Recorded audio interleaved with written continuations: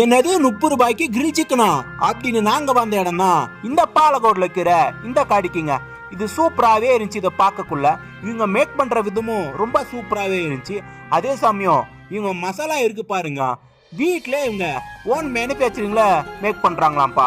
டேஸ்ட்டும் பார்த்தீங்கன்னா சூப்பரா நம்ம வீட்டிலே சமைச்சு சாப்பிட்ற மாதிரி இருந்துச்சுங்க.